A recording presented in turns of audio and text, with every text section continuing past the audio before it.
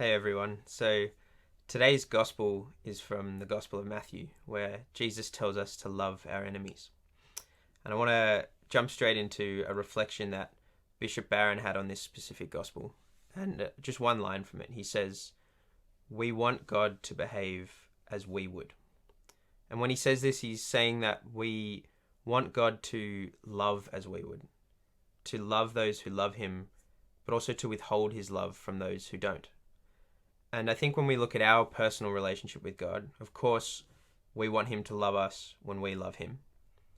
But I think there's also part of us that wants him to withhold his love when we don't love him, because we're uncomfortable receiving his love when we know we've sinned, when we've turned against him, when we've fallen, when we've done him wrong.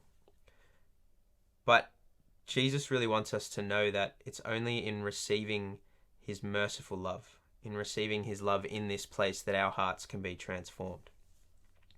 And so to come back to the gospel, actually quickly to mention Blessed Charles de Foucault, he talks about that love wants to imitate the beloved. And there's a line in this gospel right at the end where it says, "You must therefore be perfect as your heavenly Father is perfect." And that's what Charles de Foucault is talking about, that we want to imitate our Father in heaven. And so to love our enemies, as Jesus calls us to do in this passage, is really to imitate the merciful heart and the merciful love of God the Father.